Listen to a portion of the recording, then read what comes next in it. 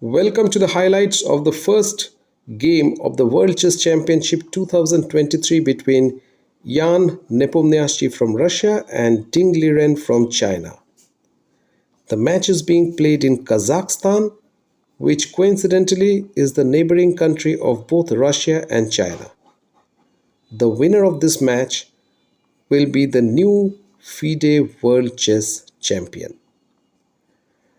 So let's go to the game right away. Nepomniachtchi was white, Ding Liren is black. I shall go through the important moments of the game and instructive moments of the game only. If you want to go through the full game, then you can check the description box where I have given the full game with annotations. Well, the game started with Ruy Lopez, which is one of the most reputed and ancient chess openings. Here black played a6 and white played bishop a4. He could have taken bishop c6. He could have exchanged his bishop for a knight right away, but he opted for bishop a4, which is the most common move. After fifth move by black, we arrive at this position. This is the first important moment of the game, where white took bishop takes c6. White exchanged his bishop for a knight, which was quite surprising.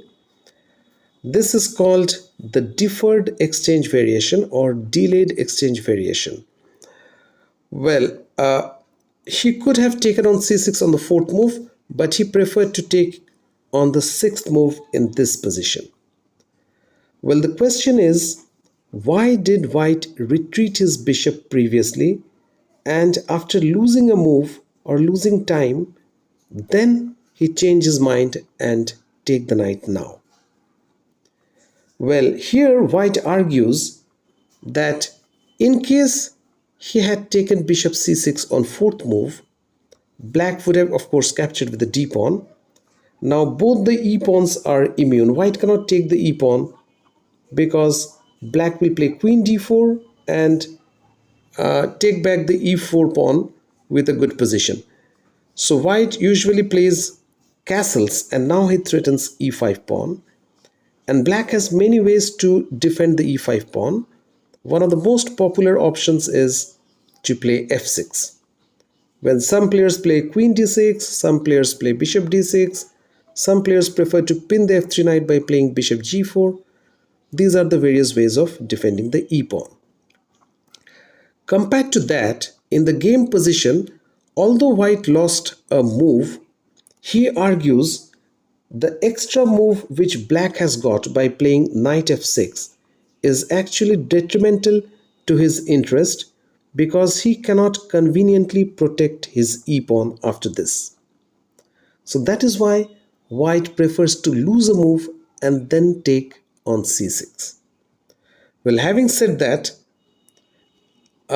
in this particular position, a more common move played by, well, this position has been played by millions of players previously, and mostly players prefer to play rook to e1 protecting the e pawn, or even d3 protecting the e pawn. Okay, instead the move bishop c6 was slightly surprising move. I'm sure the Chinese opponent did not expect this from white. Well, after a couple of moves, at the end of move 9 by white, we arrive at this position.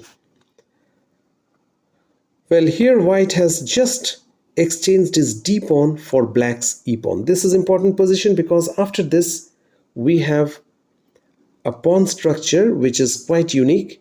White has a majority 4 against 3 on the king side, and black has a majority on the queen side. He has his extra pawn on the queen side, 4 against 3.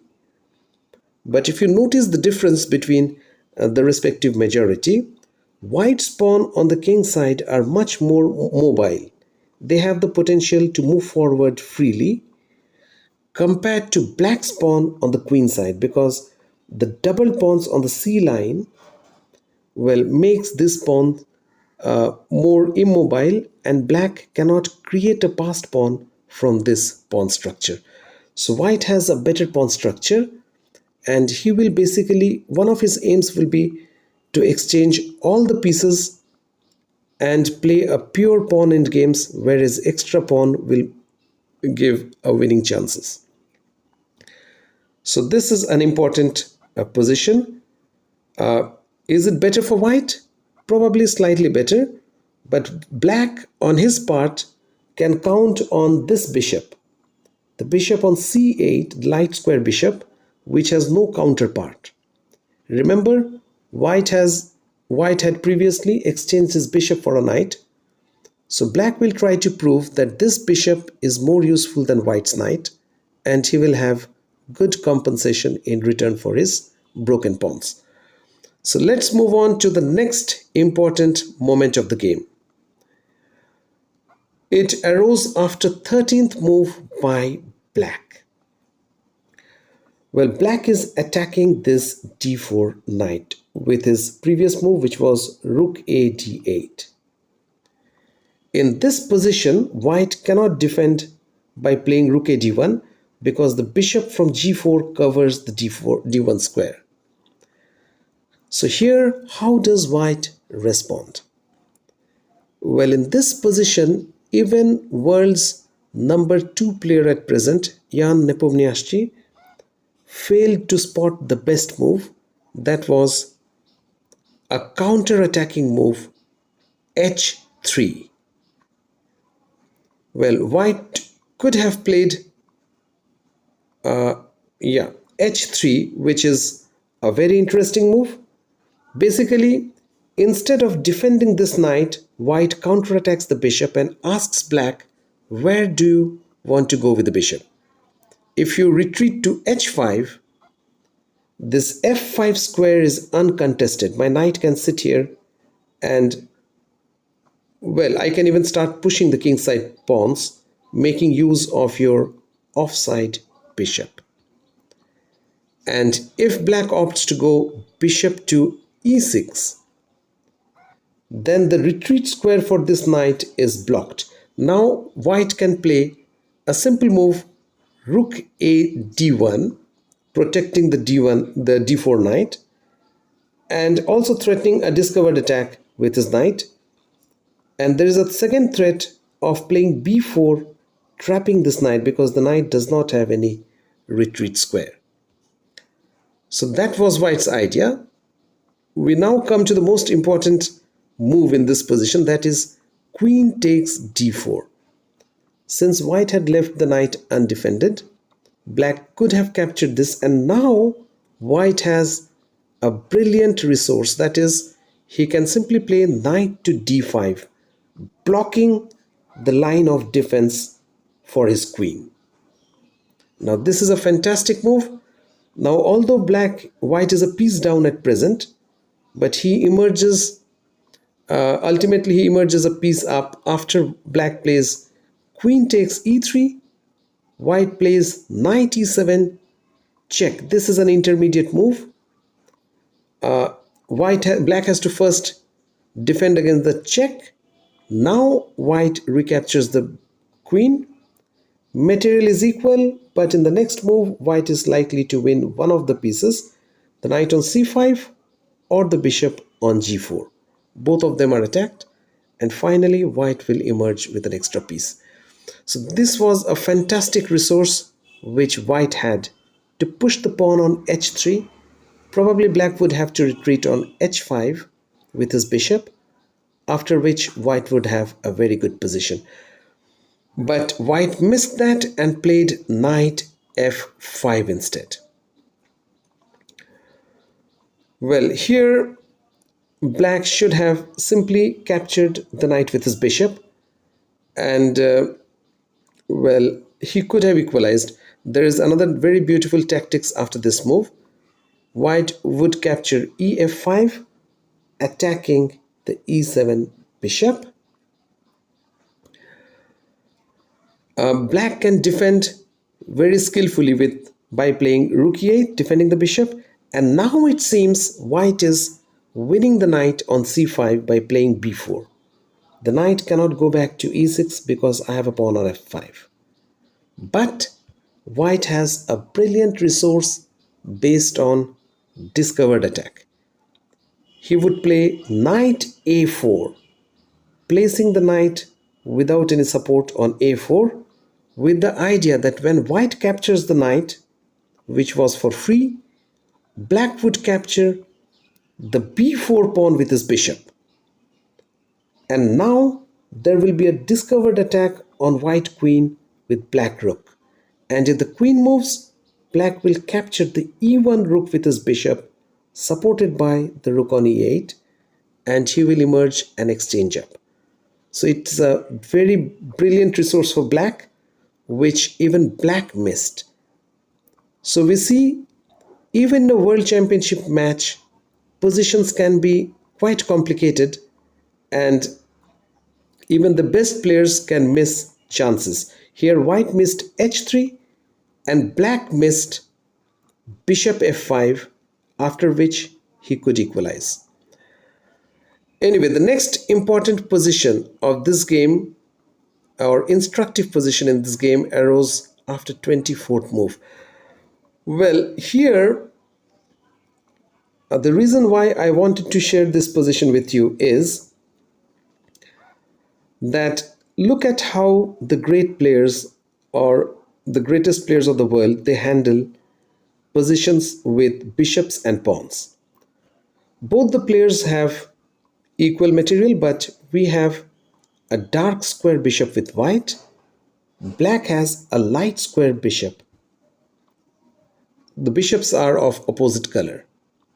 And now black has placed his pawn skillfully on the dark squares. Just note, look, all the pawns which black has are on the dark squares, exactly on the color of the bishop. In this way, the pawns restrict the movement of white's bishops. And if you notice carefully, even white has done the same to some extent. He has placed his pawns on the light squares to restrict the movement of this bishop. So whenever we have opposite colored bishop, it's preferable to place our pawns on the squares of our opponent bishop, so as to restrict the bishop as well as make our bishop very active, because it is not restricted by our own pawns. So this is one instructive position. And the next instructive position arose here. Well, what I wanted to show here is black, having played so well or defended so well till now, makes a move which is an instructive mistake. After white played queen d2, he played c6, which is exactly what I just explained now, not to place the pawns on the same square as the bishops. The pawn is on light square, the bishop is also on light square, and this move basically exposes this square which is undefended. And now how white exploited this move is, he played, well, we arrive at this position after 28th move. So white made use of the absence of this pawn, and basically he penetrated into black's position with his queen. Material is equal, but white's queen is quite active, and he has an excellent chance to win from here. He played the move bishop to d6, double attacking the queen and the c5 pawn. Here he could have played bishop c1. There is an alternate move, an alternate double attack, attacking the knight on d8 and the a5 pawn with his bishop. And this was an easy win according to the commentators. After black plays knight e6, bishop a5, white is a pawn up. Black has two possible defenses. We have to note one thing, that is, both sides have bishops of opposite squares. It is said that if we have bishops of opposite squares, then the chances of draw is very high in the endgame. Even one pawn down or a couple of pawn downs can sometimes be defended if we have bishops of opposite squares. So here black can try to defend by playing either knight d4 or counter-attacking by playing queen d7. So let's start with knight d4 first. White would of course have to capture the knight, and now he has to be very careful, because if black can manage to push the pawns and unite the pawns, then he will have a very good chance to draw, because as I mentioned previously, the bishops are of opposite colors.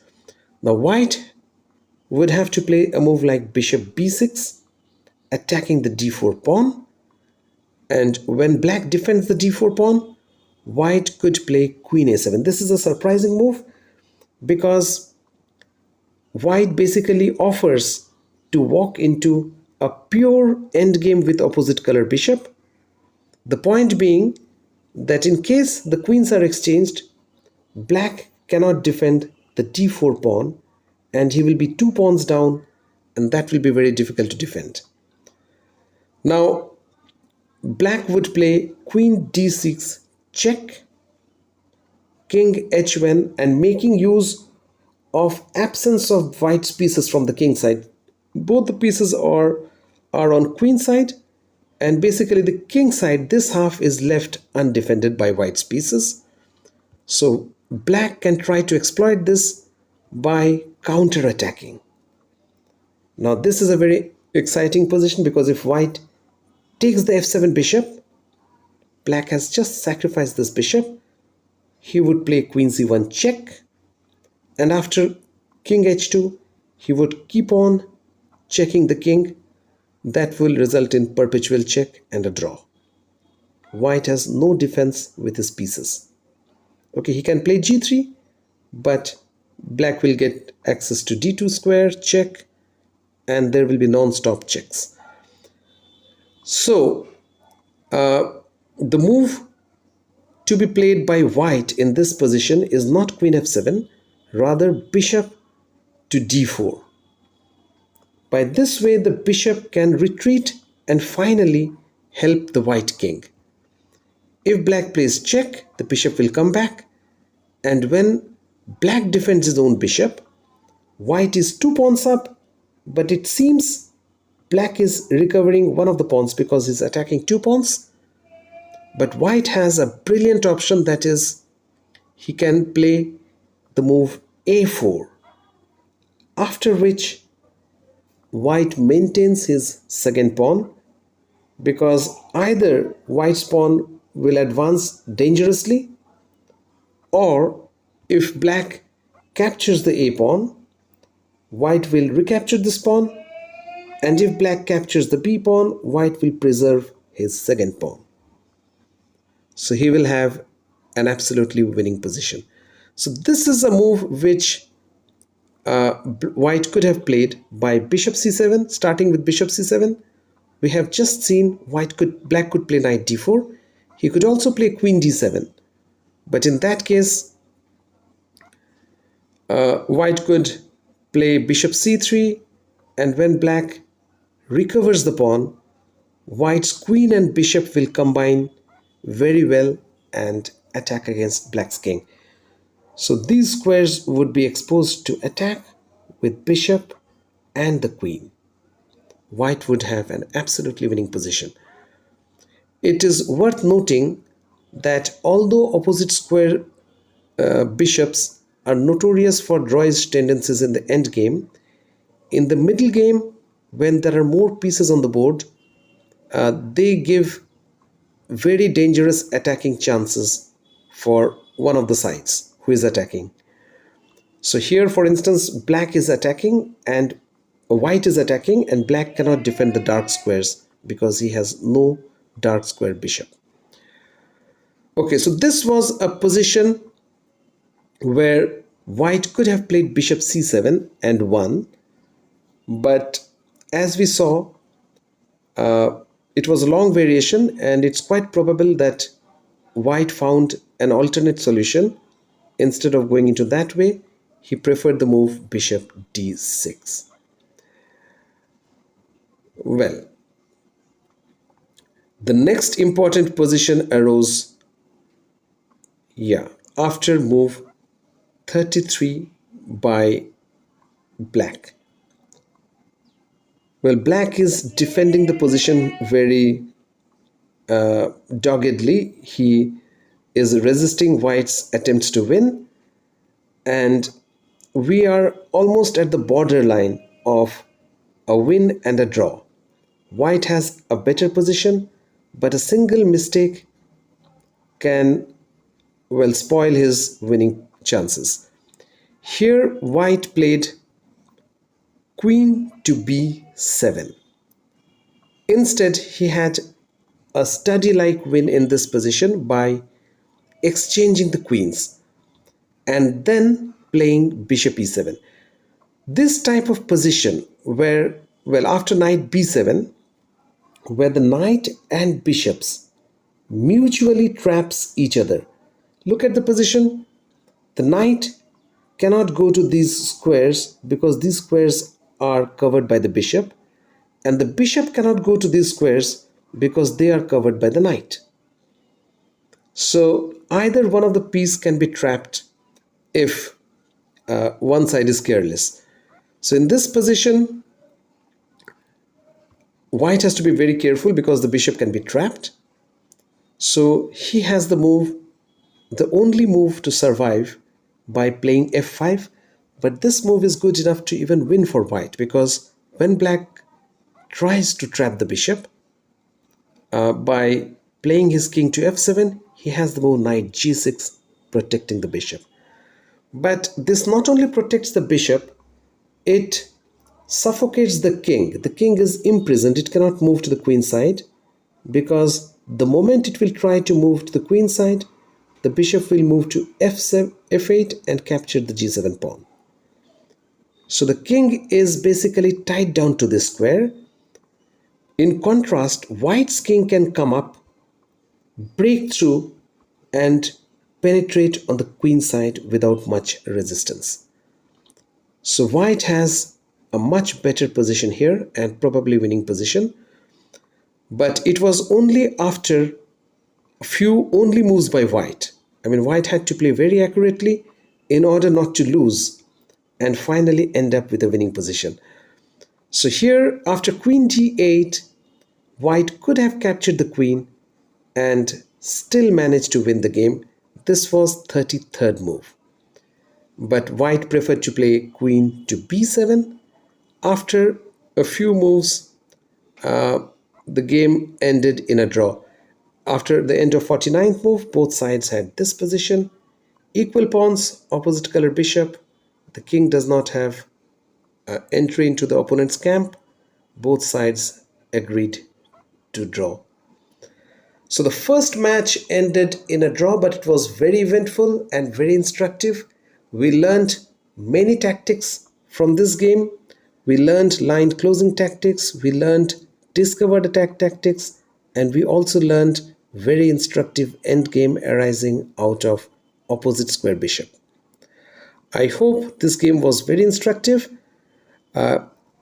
Tomorrow the next game will be played between the same players, so I shall be presenting the match highlights of the second game.